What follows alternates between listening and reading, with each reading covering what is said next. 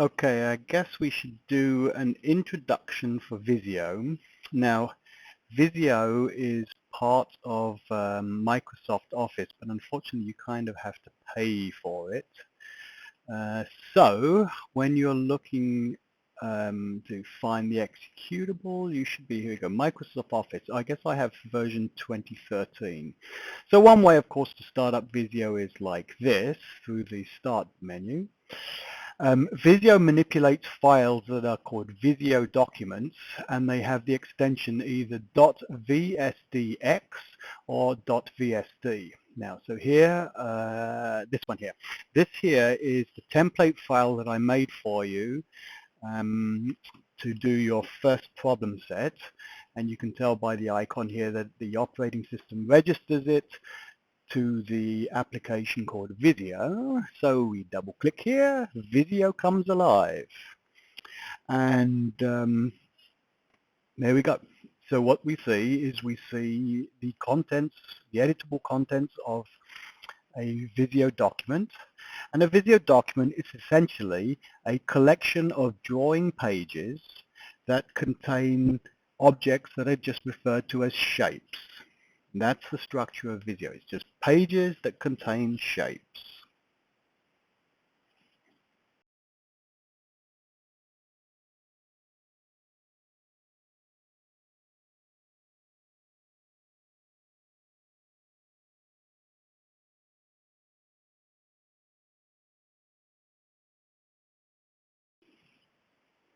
Okay, now when you're using Visio, there's some fundamental manipulations that you should get used to. Here we see the basic application, and it's a standard Office 2013 type application. These menus at the top, when you click them, they produce a thing that's called the ribbon, and the ribbon has all the groups of tools. So for instance, here's the stencil ribbon, here's the home ribbon, like this.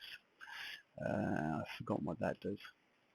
Now, on the left-hand side, we have this pane, which is for stencils.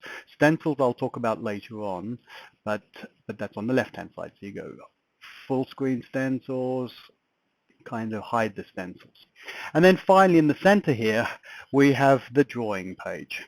Now, the basic manipulations you need to do is zoom in and zoom out. Zoom in, you hit Control and Shift, then you left click on the mouse. Or you go Control and Shift, right click on the mouse to zoom out. You also kind of need to move your position of the view on the page, so you can use the arrow keys, left, right, up and down. So here's left, left, left, right, right, right, down, down, down, up, up, up. Okay, zoom, zoom, zoom.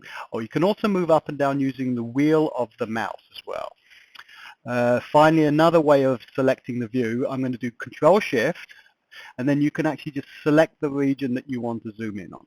Okay. So that's looking after the zoom. The next issue is selection. Now, this is called the pointer tool, and when in doubt, when you're not doing any fancy manipulations, you're just kind of idling, you should just click in empty space and make sure you have the pointer tool, because the pointer tool is used for making selections. Also, to cancel any selections that you may have accidentally made, hit the escape key. Okay, these little tabs down here at the bottom are the pages. I've already created a bunch of pages in this file for your convenience, and what I'm doing by activating them is I'm just switching the view between pages by clicking down here. Finally, and this is one of the most powerful things about Visio, hopefully you can see it in this video, there's a grid here, this very tiny little grid lines. And there's a ruler sitting up here. Now the ruler is presently set at 1 inch, so when this says 1, 2, 3, 4 in inches, those really are inches, and they will print out and produce documents at exactly the dimensions and positions that it says. And you can see that there's, hopefully you can see that there's, as you zoom in, there's these grid points become finer and finer and finer. The great thing about Visio is that when you create objects and size them and position them, it snaps to the grid points. It locks on the grid points. So it's very easy to get extremely precise alignment, which is something you don't get in most programs.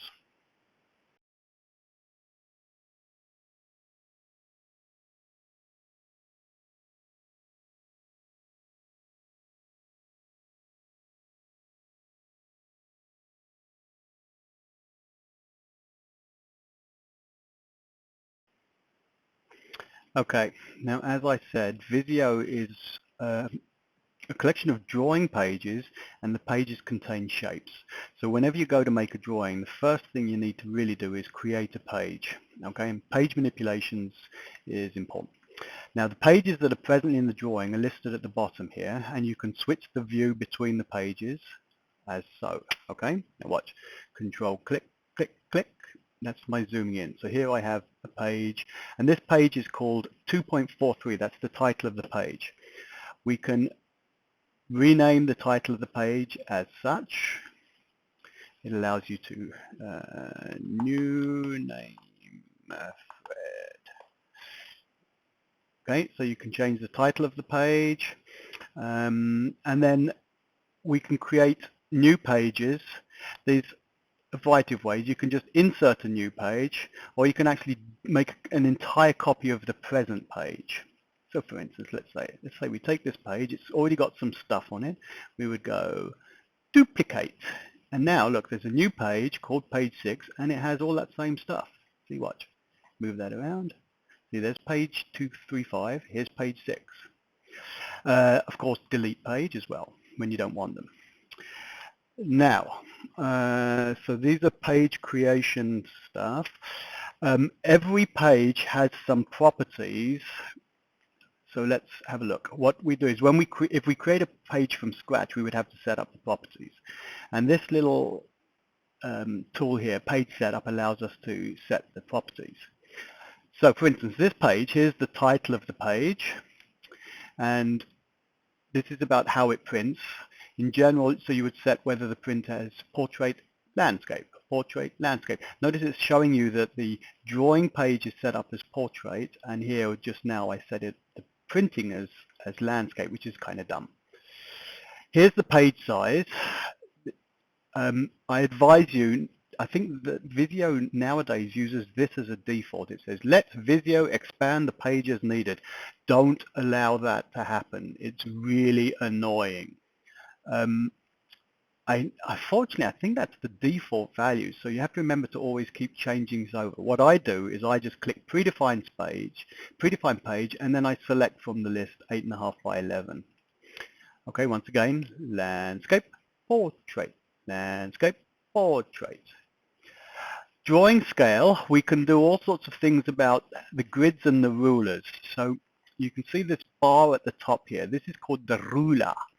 And right now, my drawing page has a scale that is 1:1. That's no scale. In general, you should kind of keep that.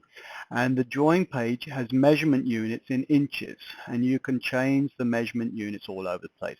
But so the thing is if you know you're using an 8.5 by 11 piece of paper, it kind of makes sense to keep it in inches, right? So title, measurement units, keep the scale at none, and then you can see, apply it. Okay, so you can actually see now, look, here's the drawing page. It says 0, 1, 2, 3, 4, 5, 6, 7, 8.5. Right? Or you want to see the 11? Watch. We go against, go against this ruler, and you can see from here, here's 0 inches there, and it goes all the way up to 11 inches there. And when you zoom, the ruler is still maintaining the correct units. So it's very, very useful. You know exactly where you are on the page. Now, there's two kinds of pages. There are foreground pages and background pages. So page setup, and that's selected here or here. You choose whether the particular page that you created down here is a foreground or a background. Now what foreground means is it means it's the page you're actually going to print and draw. Okay. A background page is a page that contains imagery that you want repetitively put on many pages. So if you've seen me doing this all the time, I have one here.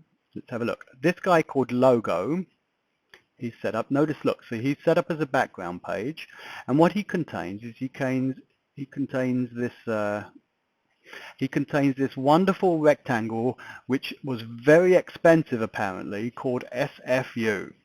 And here I have a different foreground page, page setup. Yeah, so here we have a foreground page called 2.41, and his background was set up as being Logo. And that's why the SFU rectangle and stuff shows up on this page. Watch, if I make it say Op Art, apply. You see I changed the background of that page to being the Op Art background. Let me put that back. Logo, apply. Okay, so here's a second background page that I was using for the cover. I wanted this cover. Watch, page setup. Let's take the background. No background. Okay, so that's actually what the page looks like without the background. Page setup. Let's put the background as being the Op Art. Apply. Okay, and this is the Op Art, the optical illusion art. Those of you that have pets, you should print this page and show your cat or your dog. They love it. All right, so I believe that's all we need to know for page manipulations.